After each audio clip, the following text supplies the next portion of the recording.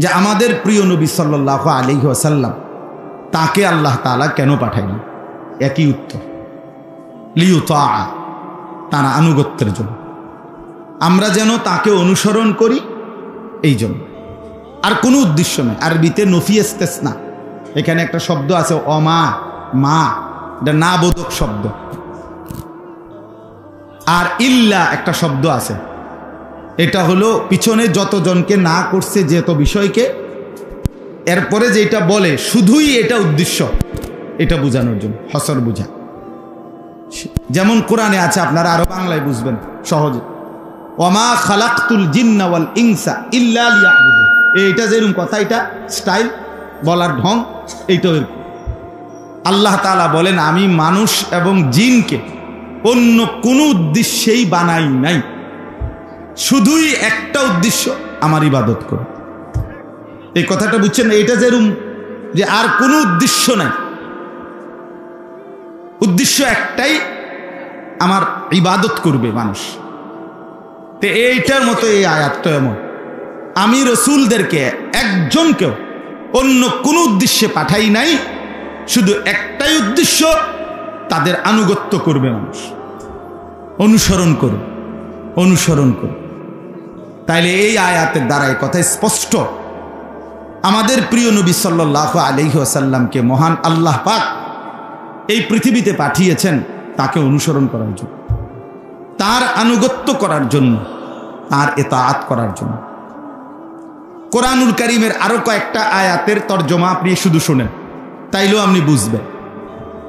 আল্লাহ তাআলা কোরআনুল কারীমের মধ্যে বলছেন, কুল ইন কুনতুম তুহিব্বুনাল্লাহা ফাত্তাবিউনি। হে নবী, আপনি বলেন, তোমরা যদি আল্লাহকে ভালোবাসতে চাও তাহলে আমি মুহাম্মদ, আমি রসুল, আমার আনুগত্য করো, আমার অনুসরণ করো। ইউহিব্বুকুমুল্লাহ, তাইলে আল্লাহ তোমাদেরকে ভালোবাসবে, ওয়া ইয়াগফির লাকুম যুনুবাকুম, এবং তোমাদের সমস্ত গুনাহ মাফ করে দিবে। তাহলে বোঝা গেল এই আয়াতেও আল্লাহ তাআলা বললেন নবীর কাছে, নবীজির মাধ্যমে আমাদের কাছে আল্লাহর চাওয়া যে আমরা নবীকে অনুসরণ করব। কি করব বলেন না? বলেন, যে কয়জন মনোযোগ দিয়ে শুনতেছেন আপনারাই বলেন। সবাই মনোযোগ আরো রাইতে হইতো না, আপনি বুঝেন না কথা? এ গাফেল থাকবেই, এর ভিতরে দিয়ে ওয়াজ শেষ হয়ে যাবে। হ্যাঁ হ্যাঁ, জানেন না, এর ভিতর দিয়েই কি ইসরাফিল একদিন ফু দিয়া লাগবে। হ্যাঁ, হাদিসে আছে, ব্যক্তি চুন সুরকি মানে সিমেন্ট বালু মাখছে তার হাউস, মানে তার পানির যেই হাউস, এটার মধ্যে এখন সে আস্তর করব, ফিনিশিং দিব, আর এই অবস্থা ইসরাফিল ফু দিবে, হেতে সিমেন্ট গলে। ইসরাফিল ওই সময় ফু দিবে। কাস্টমার মাল চয়েস করতেছে, কাপড়ের কালার, এই সময় ফু দিবে। দোকানদার টাকা গুন্না বাংতি দিতে আছে বাকি টাকা, বুঝেন নাই কথা? এই অবস্থায় ইসরাফিল ফু দিবে। কৃষক জমিতে লাঙ্গল দিচ্ছে, এই অবস্থায় সবাই ঘুমাইছে, রেডি হইছে, ঘোষণা হইছে, সবাই একারে আতফাও দুইয়া টুইয়া উজু এস্তেঞ্জা কইরা টুফি টাফি মাথা দিয়া নীরবে সিধা হইয়া বইছে আর ফু দিছে ইসরাফিল। বিষয়টা কি না এমন না? এই কর্মব্যস্ত মানুষ যার যে ধান্দায় আছে, এর ভিতরে দিয়ে ইসরাফিল ফু। এটাই হাদিস বাপ। এই জন্য আল্লাহর কথা যখনই হয়, যেখানেই হয়, কিছু মানুষ গাফেল, কিছু মানুষ বন খায়, কেউ বাদাম খায়, কেউ বুট খায়, কেউ ছবি উড়ায়, কেউ গপ মারে, কেউ মোটরসাইকেল ঠিক করে, কেউ দৌড়াদৌড়ি ব্যস্ত, গাম পড়তেছে শুধু শুধু, এর ভিতরে দিয়েই মাহফিল শেষ। হ্যাঁ ভাই, এটাই জিন্দেগি। শুক্রবারে জুম্মার বয়ান ইমাম সাহেবরা করে, কিছু মানুষ ওনার এই ইমাম সাহেবের বয়ানের এই ৪৫ মিনিট ওনার পৃথিবীর শ্রেষ্ঠ জুরানি হেসুমে আইন, এর আগেও জুড়ায় না, পরেও জুড়ায় না, মানে ওনার ব্যারামে এটা যে ইমাম সাহেবের ওয়াজ শুরু, ওনার জুরানি শুরু, জিমানি শুরু আর কি। এইটা রোগে, এইটাও না, এটা ধারাবাহিক, ডায়াবেটিসের মতো ধারাবাহিক রোগ, কোনো সময় এটা কন্ট্রোলে আসে না। খামখেয়ালি যে খামখেয়ালি। এই জন্য বন্ধু আমার, বাপ আমার, ভাই আমার, আল্লাহর কথা শুনতে হয় মনোযোগ দিয়ে। শুনলে, অনুভূতি জাগলে এরপরে আমলের সুযোগ হয়। শুনলে না, বুঝলে না, দিল জাগবে কেমনে, বিবেক জাগবে কেমনে, অনুভূতি জাগবে কেমনে? আমরা মনোযোগ দিয়ে শুনতেই চাই না। কোরআনুল কারীমে আছে, আল্লাহ তাআলা বলেন, ফাবাশশির ইবাদ আল্লাযীনা ইসতামিউনাল কাওলা ফায়াত্তাবিউনা আহসানা। হে নবী, আপনি আমার ওই বান্দাদেরকে জান্নাতের সুসংবাদ দিয়ে দেন যারা মনোযোগ দিয়ে কথা শোনে, অতঃপর কোরআন সুন্নাহর কথাগুলো অনুসরণ করে। আমি বলছি আপনারা ফায়জমা, আপনি বুঝছেন লুঙ্গি, কথা বুঝছেন না আপনারা। আমি বলছি উত্তর, আপনি এখন দহিন, তাহলে তো হইতো না। আপনাকে আগে শুনতে হবে, বুঝতে হবে, এরপরে আমল করতে হবে। এরপরে এই জন্য আল্লাহর কথা মনোযোগ দিয়ে শুনতে হবে। শুধু দফাদফি, লাফালাফি, ফালাফালি করলে কোনো ফায়দা হয় না। এই জন্য আমি অনুরোধ করলাম, এটুকু কথা দিল দিয়া শোনেন। তাইলে আল্লাহ তাআলা বললেন, ফাত্তাবিউনি, আল্লাহর ভালোবাসা পেতে চাও তো নবী আপনি বলেন, আপনার মুখ দিয়ে আপনি বলেন যে হে আমার উম্মত, তাইলে তোমরা আমাকে অনুসরণ করো। বিনিময়ে আল্লাহর ভালোবাসাও পাইবা, আর তোমাদের গুনাহও আল্লাহ মাফ করে দিবে। তাহলে এ কথা স্পষ্ট, রাসূলুল্লাহ সাল্লাল্লাহু আলাইহি সাল্লামের অনুসরণের মাধ্যমে নিজের জিন্দেগীর গুনাহ মাফ হয়। কি বলেন, হয় কি না বলেন? গুনাহ মাফ, গুনাহ মাফ। তাহলে নবীজির অনুসরণের মধ্যে আল্লাহর ভালোবাসাও মিলে, নিজের জাহান্নাম থেকে মুক্তিও মিলে। কারণ গুনাহ মাফ হয়ে গেলে তো আমার ঠিকানা জান্নাত, তাহলে জান্নাতও মেলে, জান্নাতও মেলে। এরপরে দেখেন, কোরআনুল কারীমের মধ্যে আছে, লাকাদ কানা লাকুম ফি রাসূলিল্লাহি উসওয়াতুন হাসানা। নিশ্চয়ই, অবশ্যই তোমাদের জন্য আল্লাহর রসুলের মধ্যেই রয়েছে সর্বোত্তম আদর্শ। তোমাদের জিন্দেগীর সবচেয়ে সুন্দর মডেল, সৌন্দর্য, আদর্শ রয়েছে, আল্লাহ বলেন, আমার রসুলের মধ্যে, নবী সাল্লাল্লাহু আলাইহি সাল্লামের মধ্যে। তো এখন আল্লাহ বলেন, সেই আদর্শকে অনুসরণ করবে কারা? নবীর তরিকা, নবীর জিন্দেগি, নবীর সৌন্দর্য দেখবে কারা? লিমান কানা ইয়ারজুল্লাহ, যারা আল্লাহকে পেতে চায়। কাকে? ওয়াল ইয়াউমাল আখিরা, যারা আখিরাতকে পেতে চায়, অর্থাৎ আখিরাতের মুক্তি, ফুলসিরাতের মুক্তি, জাহান্নাম থেকে মুক্তি, জান্নাত প্রাপ্তি, এটা যারা চায়, আল্লাহ বলে তারা আমার রসুলের মধ্যেই তাদের জীবনের সৌন্দর্য খুঁজে পায়। ওয়া যাকারাল্লাহ কাসীরা, এবং যারা আল্লাহ পাকের বেশি বেশি জিকির করতে চায়, আল্লাহর জিকির যারা বেশি করতে চায়, করে, আল্লাহ বলেন তাদের জন্য আমার রসুলের মধ্যেই রয়েছে উত্তম আদর্শ। তাহলে বেশি জিকির করতে করে যারা, তারা রসুলের অনুসরণ করে। যারা আখিরাতকে পেতে চায় তারা রসুলের অনুসরণ করে। যারা আল্লাহকে পেতে চায় তারা রসুল্লাহর অনুসরণ করে। অনুসরণ, এজন্য শুধু জিকিরকারী দেখবেন, শুধু জিকির করে খুব, কিন্তু নবীজির তরিকা, সুন্নাত, চেহারা, সুরতে, চলনে, বলনে, আচরণে, লেনদেনে নবী সাল্লাল্লাহু আলাইহি সাল্লামের সুন্নাত তার মধ্যে নাই। তাহলে আপনি খবর নিলে দেখবেন তার জিকির ঠিক মতো করে না, ভুলে ভরা, ভ্রান্তিতে ভরা, খামখেয়ালিতে ভরা। এটা গুরুত্বপূর্ণ বিষয়। বিশুদ্ধ জিকির করবে, আল্লাহর জিকির বেশি, অটোমেটিকলি তার কলিজার ভিতরে রসুলের অনুসরণ, মহব্বত, অনুসরণের প্রেরণা নিশ্চিত বেড়েই যাবে। যার মধ্যে বাড়ে নাই, আজ যে এত বছর ওটা জিকির করে, ওটা এখনো মেসওয়াক করে, ঘটনাটা কি? জিকিরের সমস্যা, ওনার জিকিরের ত্রুটি, ওনার জিকিরের মধ্যে ত্রুটি। আজকে এত বছর জিকির করে, ওটা বিড়িখানা ছাড়ে না, ঘটনাটা কি? ওনার জিকির করার মধ্যে ভুল আছে। আজকে এত বছর উনি জিকির করে, অথচ চা দোকানে টেলিভিশন দেখার আড্ডাটা এখনো ছাড়ে না। বুড়ো হয়ে গেছে, 65 বছর বয়স, 70 বছর বয়স, এখনো টেলিভিশনের আড্ডা ওনার ছাড়ে নাই। এখনো কথা বললে, আক করলে গালি দেয়, গাইল্লানি ছাড়া বুড়া বেড়া বাঁকা হইয়া গেছে বেড়া, তে বেড়া অন গাইল্লা, এমন অসভ্য মানুষ নাই? কত বড় নিকৃষ্ট বুড়া মানুষ, এত বয়স্ক মানুষ আপনি, আপনার মুখ দিয়া মিয়া 60 বছর পরে আজও আপনার মুখ দিয়া গালি ছাড়া কথা বের হয় না। আপনার মতো অসভ্য মানুষ আর কে হইতে পারেনি। আপনি ভদ্রতা শিখবেন কোন দিন? আখলাক হবে কোন দিন আপনার মিয়া? আপনার থেকে মানুষ কিছু শিখবে কখন? আপনার ছেলে মেয়ে নাতি নাতনি কিছু শিখবে কখন? এখনো 70 বছর বয়স, 60 বছর বিড়ি খান মিয়া, এখনো চা দোকানে বসে আড্ডা দেন মিয়া। পরবর্তী জেনারেশন আপনার থেকে কি শিখবে? তাইলে আপনার বংশধর আপনার থেকে শিখবে কি? বলে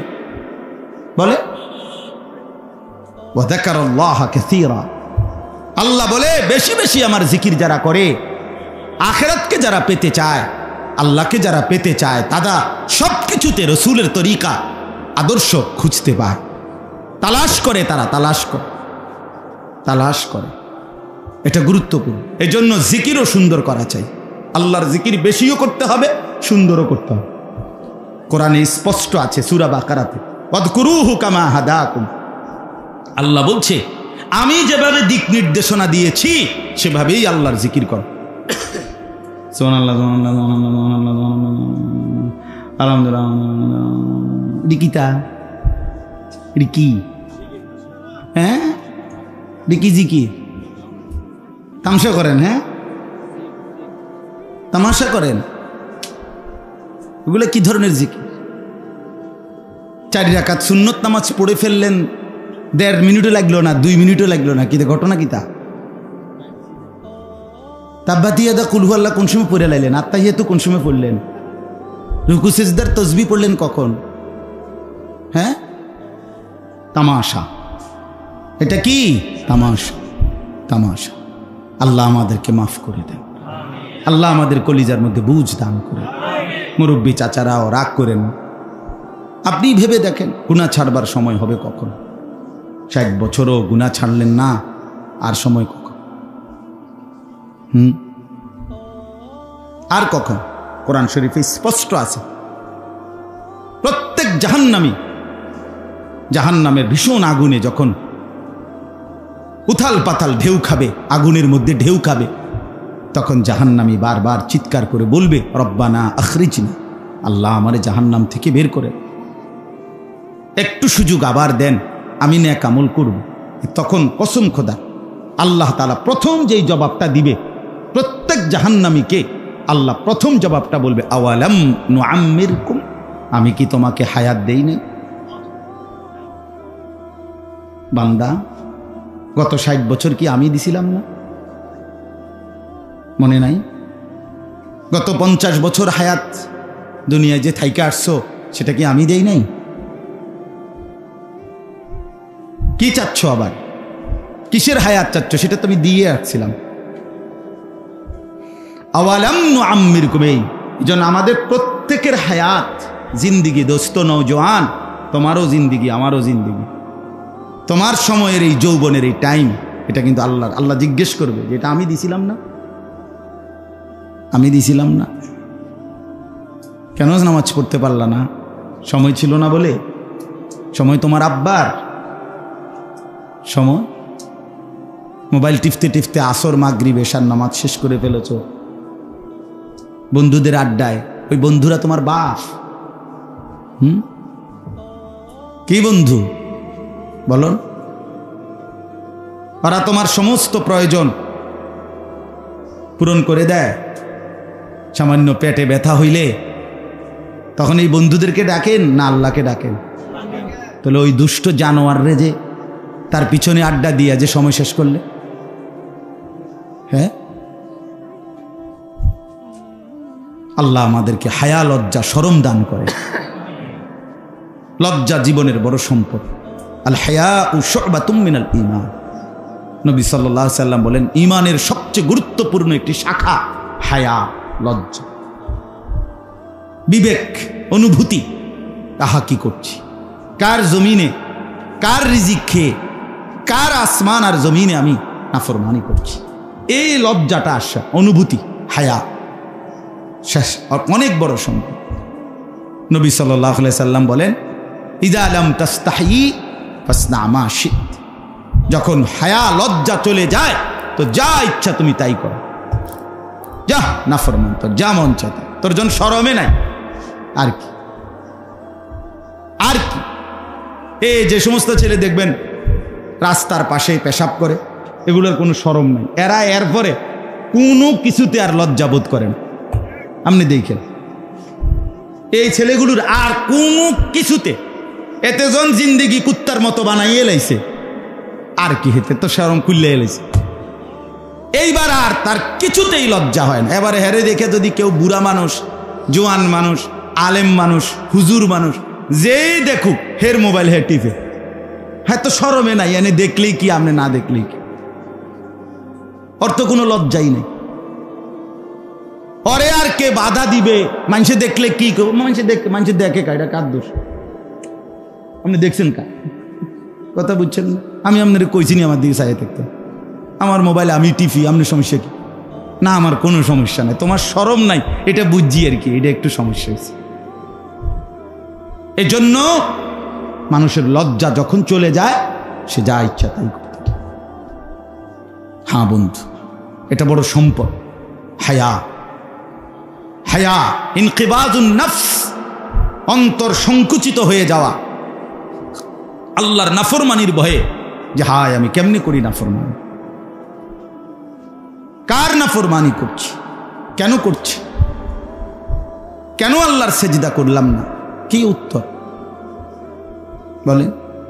এই যে কয়জন বসছেন বলেন আপনারা, নওজোয়ান ছেলে তোমরা বলো ভাই, আজকে যারা এশার নামাজ পড়ো নাই, কেন পড়ো নাই? এখন যে জানোয়ারের মতো গিয়া ঘুমাই যাইবা,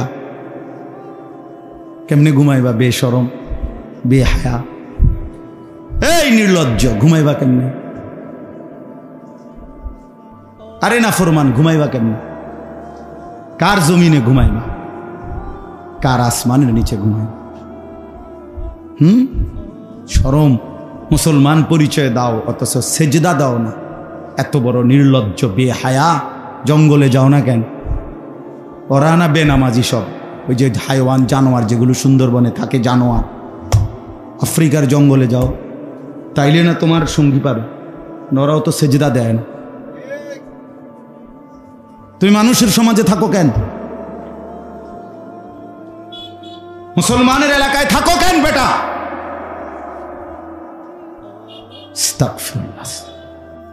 কতটা নির্লজ্জ আপনি কোন? মানুষের তো একটা সামান্য কমন সেন্স থাকে, কিরে আমি মুসলমান, আমার বাপ দাদা মুসলমান, আমগো গ্রামটা মুসলমানের, আমরা বাড়ির চারিদিকে সবাই মুসলমান, আমগো গ্রামে মসজিদ আছে, আজান হয়, ইমাম সাহেব আছে, হুজুর আছে, মাদ্রাসার ছাত্র আছে, এতটি মানুষের সামনে আমি বেনামাজি অসভ্যর মতো হাঁটি। আচ্ছা এটা কি তাই? তুই কি প্লাস্টিক রে? আচ্ছা কি মানুষ রে এটা? আপনি বুঝছেন না? এটা তো মানে ন্যূনতম লজ্জা নাই, এখানে ন্যূনতম শরম নাই, এটা এটা একদম বেশরম, একদম বেহায়া, বেনামাজি একদম বেহায়া। ওরে জঙ্গলে মানায়, ওরে জঙ্গলে মানায়, ওরে হাইওয়ান জানোয়ারদের সাথেই মানায়। উলাইকা কাল আনআম, আল্লাহ বলছে মনের ইচ্ছে মতো যে চলে, কোরআনের আয়াত এটা বন্ধু, সে জানোয়ারের মতো। কিসের মতো? হ্যাঁ, বাল হুম আদাল্লু সাবিলা, আল্লাহ বলেন না না, জানোয়ারের মতো না, বরং তার চাইতেও নিকৃষ্ট পথ হারা, যে মঞ্জিল চেনে না, গন্তব্য চেনে না, ঘর চেনে না, কোথায় ফিরে যাবে শেষ পর্যন্ত তাও জানে। আল্লাহ আমাদেরকে মাফ করে দেন। فخلف من بعدهم خلف أضاعوا الصلاة واتبعوا الشهوات فسوف يلقون غيا। আল্লাহ বলে নিকৃষ্ট সেই প্রজন্ম যারা নামাজ নষ্ট করে আর মনের ইচ্ছে মতো চলে, ওই জেনারেশন নিকৃষ্ট জেনারেশন। ওই প্রজন্ম নিকৃষ্ট প্রজন্ম যারা নামাজ নষ্ট করে এবং মনের ইচ্ছে মতো চলে। আল্লাহ বলে ফাসাউফা ইয়ালকাউনা গাইয়া, আমি অচিরেই তাদেরকে জাহান্নামের সবচেয়ে নিকৃষ্ট গর্ত, সবচেয়ে ভয়ঙ্কর আযাবের গর্ত জাহান্নামে একটা আছে, সেটার নাম হলো গাই। হাদিসে আছে, কোরআনে আছে, এটা কোরআনের আয়াত। আমি গাই নামক জাহান্নামের সবচেয়ে বেশি আযাবে ভরপুর পূর্ণ গর্তে এই নাফরমানদেরকে ছুঁড়ে মার। বন্ধু বিশ্বাস, এটা কোরআনের আয়াত। এই ছেলেরা বিশ্বাস করো বাপ, কসম খোদার, এটা কোরআন শরীফের আয়াত। সত্য করে কইলে, আমি কালকে হজের থেকে আইছি। হাজি সাহেব গিয়ে উল্লাহটা করে, আমার হজ্জের পরে আজকেই প্রথম মাহফিল। গতকালকে আমি মাগরিবের আগে আসছি মদিনা শরীফ থেকে। হ্যাঁ, এজন্য এরা নিকৃষ্ট প্রজন্ম। আল্লাহ আমাদেরকে মাফ করে দেন।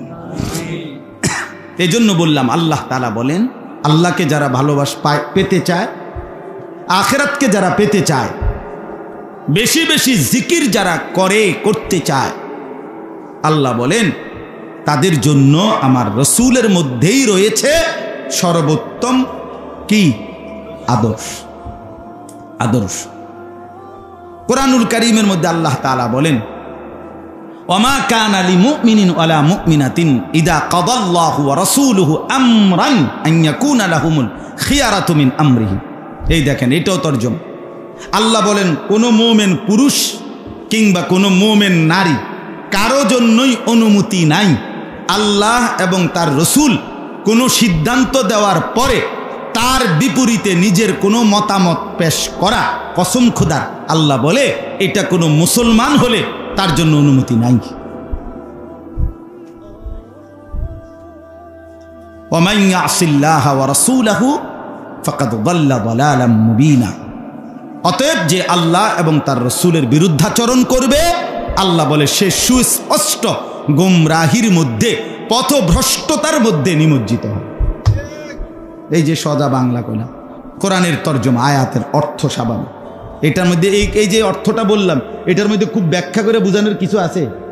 কথা বলেন না কেন? মানে এটা একেবারে বাংলা স্বাভাবিক কথাটা তরজমা বলাতে বোঝেন না? আল্লাহ এবং তার রসুলের ফায়সালা শোনার পর কোনো মুসলমান যদি মুসলমান পরিচয় দেয়, তার নিজের কোনো মতামত এর বিপরীতে পেশ করার অধিকার নাই। কোরআন শরীফে আরো আয়াত শুনুন। এই যে আয়াতটা আমি পড়ছি তার পরের আয়াত, 65 নম্বর আয়াত সূরা নিসাতে, এখানেই এখন যেটা পড়লাম তার পরের আয়াত, ফালা ওয়া রাব্বিকা লা ইউমিনুনা হাত্তা ইউহাক্কিমুকা ফীমা শাজারা বাইনাহুম। আল্লাহ বলে, বন্ধু আমি আল্লাহ, আমি রব। আল্লাহ কি রব? আল্লাহ বলেন, আমি রবের কসম, মানে আমার জাতের কসম। আল্লাহ নিজের কসম করে বলছে। আল্লাহ বলছে, আমার নিজের কসম করলাম বন্ধু, আমি আমার নিজের জাতের, আমার সিফাতের, আমার রবের কসম দিয়ে বললাম, আপনি সিদ্ধান্ত দেওয়ার পরে যদি কেউ তার বিপরীতে কিছু বলে, তার ঈমান থাকবে না। লা ইউমিনুনা, ফালা ওয়া রাব্বিকা লা ইউমিনুনা, ঈমানদার হবে না। কার সিদ্ধান্ত মতে দাড়ি কাটলেন? হ্যাঁ, কার সিদ্ধান্ত মতে সুদ খান? কার সিদ্ধান্ত মতো কিস্তি উঠাইলেন? হ্যাঁ, এই মিয়া, কার সিদ্ধান্ত মতে ঘরে টেলিভিশন ঢুকাইলেন?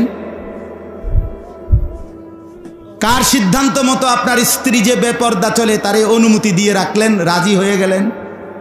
কার সিদ্ধান্ত মতে মেয়েটা বেপর্দা পড়তে যাক আর বাজারে মার্কেটে যাক, বেপর্দা যায়?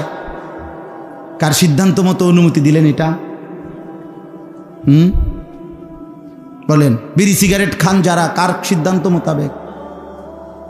যুবক ভাই তোমরা যারা নামাজ পড়ো না, কার সিদ্ধান্ত মোতাবেক? চুলের এই ফ্যাশন কারে দেখে সাজাইলা? জিন্দিগি কার মতো সাজাইলা ভাইয়া? আল্লাহ তাআলা বলছে লা ইউমিনুন, লা ইউমিনুন। এই আয়াতের তাফসীর স্পষ্ট আছে, সব কিতাবে আছে। বিখ্যাত একটা ঘটনাই আছে নবীজির জামানার। দুইজন লোক নবীজির জামানায় একটা বিষয় নিয়ে ঝগড়া করছে, নবীজির কাছে ফায়সালার জন্য গেছে। নবীজি প্রকৃত যে ব্যক্তির দাবি সঠিক তার পক্ষে রায় দিছে, কিন্তু যার পক্ষে রায় দেয় নাই সেই লোকটা বলছে আমি শুধু এই রায়ে যথেষ্ট রাজি না, আমি ওমরের কাছে আবার যাব। তো ওই যার পক্ষে নবীজি রায় দিছে উনি বললেন চলো চলো ওমরের কাছেও চলো। তো ওমর রাদিয়াল্লাহু তাআলা আনহুর কাছে গিয়া মোকদ্দমাটা আবার পেশ করছে। ওমর রাদিয়াল্লাহু তাআলা আনহু জিজ্ঞেস করছে যে এই মামলার উপরে ইতিপূর্বে আর কেউ ফয়সালা দিছে কিনা। তো সেই লোক বলল হ্যাঁ, রাসূলুল্লাহ সাল্লাল্লাহু আলাইহি সাল্লাম এর পক্ষে ফয়সালা দিছে। তো এরপরে আমি মানি নাই, আপনার কাছে আবার আনছি। হযরত ওমর রাদিয়াল্লাহু তাআলা আনহু বলেন এখন আমার ফয়সালা বাকি, এই তো না? বলছে হ্যাঁ। বলছে তোমরা এখানে একটু দাঁড়াও, আমি ভিতর থেকে আসতেছি। ভিতর থেকে তরবারি আইনা একটা কোপ দিয়া তার কল্লা ফেলাই দিছে, দিয়া বলছে হাদা মা কাদাইতু, এটাই আমি ফয়সালা করলাম মিম্মান লাম ইয়ারদা বিকাদাই রাসূলিল্লাহ, যে রাসূলুল্লাহর ফয়সালাতে যে সন্তুষ্ট হয় নাই তার ব্যাপারে আমার ফয়সালা এটা। তখন ওমর রাদিয়াল্লাহু তাআলা আনহুর পক্ষে আল্লাহ তাআলা কোরআনের এই আয়াত নাযিল করেছেন, ফালা ওয়া রাব্বিকা লা ইউমিনুনা হাত্তা ইউহাক্কিমুকা ফীমা শাজারা বাইনাহুম সুম্মা লা ইয়াজিদু হারাজাম মিম্মা কাদাইতা ওয়া ইউসাল্লিমু তাসলিমা। এই যে আয়াত আল্লাহ বলে বন্ধু আমি আপনার রবের কসম দিয়ে বললাম, আমি আমার জাত ও সিফাতের কসম করে বললাম, আপনি বন্ধু কোনো ফয়সালা দেওয়ার পর যে সেটা মানবে না, আমি বললাম তার ঈমান থাকবে না। কি থাকবে না? হ্যাঁ, আপনি ফয়সালা করেন, এই দুগা ভাত তরকারি খাইয়া নিজেরে চালাক মনে করেন। আমরা এক একজন নিজেরে যেই পণ্ডিত মনে করি, এই ভাত আর বন খাইয়া চা দিয়া বিস্কুট দিয়া ভিজাইয়া খাইয়া আর বিড়ি সিগারেট, হ্যাঁ আরে বাপরে এবার চালাক কথা কয় দে, মানে আরে রাখ তুই কি বোঝো, মানে দমক হাওড়া বোঝে। রাসূলুল্লাহ সাল্লাল্লাহু আলাইহি ওয়াসাল্লামের অনুসরণ, এর মধ্যে ঈমান, এর মধ্যে কি কথা বলেন না? লা ইউমিনু আহাদুকুম, নবী সাল্লাল্লাহু আলাইহি সাল্লাম বলে তোমরা পরিপূর্ণ মুমিন হবে না ততক্ষণ পর্যন্ত হাত্তা ইয়াকুনা তাবআন লিমা জিতু বিহি, হাত্তা ইয়াকুনা হাওয়াহু তাবআন লিমা জিতু বিহি, যতক্ষণ তার মনের চাহিদা, মনের ইচ্ছা আমি রাসূলের অনুগামী, আমার দিক নির্দেশনা মতো না হবে ততক্ষণ লা ইউমিনু, সে মুমিন হবে না, হবে না, হবে না। নবী সাল্লাল্লাহু আলাইহি সাল্লাম বলছেন, কতটা গুরুত্বপূর্ণ বলে, কতটা সাংঘাতিক কথা। এই জন্য দয়া করে আমার বাপ এটা বুঝতে শিখেন, ভাবতে শিখেন। আপনাদের কাছে অনুরোধ করলাম, আল্লাহ তাআলা বলেন ওমা আরসালনা মির রাসূলিন ইল্লা লিইউতাআ বিইذনিল্লাহ, সমস্ত রাসূল আমি পাঠিয়েছি লোকেরা যেন তার আনুগত্য করে। কি করে বলেন? আচ্ছা এবার আসেন, একটা কথা বাকি থাকে, সেটা হলো প্রিয় নবী সাল্লাল্লাহু আলাইহি সাল্লামের ভালোবাসা, মহব্বত। আল্লাহ তাআলা কোরআনে স্পষ্টভাবে বলছেন তোমাদের বাবা মা, তোমাদের স্ত্রী সন্তান, তোমাদের আত্মীয় স্বজন, তোমাদের ভাই বোন এবং তোমাদের ব্যবসার মাল, তোমাদের বসতের ঘর এবং তোমাদের প্রিয় যেই কোনো জিনিসের চাইতে যদি আল্লাহ, রসুল, জিহাদ, আল্লাহর রাস্তায় জানবাজি রেখে জিহাদ করা, এই তিন জিনিস যদি সবচেয়ে ভালোবাসার বস্তু না হয়, প্রিয় না হয়, তাহলে ফাতারাব্বাসু হাত্তা ইয়াতি আল্লাহু বিআমরি, আমি আল্লাহর আযাব আসার জন্য অপেক্ষা করি। তাহলে আল্লাহর ভালোবাসা, রাসূলুল্লাহ সাল্লাল্লাহু আলাইহি ওয়াসাল্লামের ভালোবাসা, আল্লাহর রাস্তায় জীবন বাজি রাখার ভালোবাসা, এটা থাকলেই আযাব থেকে, আল্লাহর শাস্তি থেকে বাঁচা যায়। তাহলে নবীজির ভালোবাসার কথা আল্লাহ কোরআনে বলছে, বলছে কিনা বলেন? নবী সাল্লাল্লাহু আলাইহি সাল্লাম নিজে বলছেন, লা ইউমিনু আহাদুকুম হাত্তা আকুনা আহাব্বা ইলাইহি মিন ওয়ালিদিহি ওয়া ওয়ালাদিহি ওয়ান নাসি আজমাইন। তোমরা তোমাদের বাবা মা, সন্তানাদি এবং সমস্ত মানুষের চাইতে যদি আমি রসুলকে সবচেয়ে বেশি ভালো না বাসো, তাহলে পরিপূর্ণ ইমানদার হইতে পারবে না। তাহলে নবীজি সাল্লাল্লাহু আলাইহি সাল্লাম নিজেও উনার প্রতি ভালোবাসার কথা বলেছেন কিনা বলেন। তাহলে এখন আপনি কোরআনের সহজ হিসাব, আয়াতগুলোর মধ্যে, কোরআন সুন্নাহর মধ্যে নবীর ভালোবাসার কথা আছে, আর সাথে সাথে কোরআনের অসংখ্য আয়াত এবং রসুলের হাদিসে সেই ভালোবাসার দাবিতে নবীজির অনুসরণ, ইত্তেবা, নবীজির আনুগত্য, এটার কথা বলা আছে। অতএব এই কথার আলোকেই মুফাসসিরিনে কেরাম, মুহাদ্দিসিনে কেরাম এই 1450 বছর ধরে ওলামায়ে কেরাম সর্বযুগে বলে আসছে যে রাসূলুল্লাহ সাল্লাল্লাহু আলাইহি সাল্লামের ভালোবাসা নবীজির অনুসরণের মাধ্যমেই প্রমাণ করতে হবে। আর নবীজির অনুসরণ যার মধ্যে আছে সেই কেবল রসুলকে ভালোবাসে, এ কথাই প্রমাণিত হবে।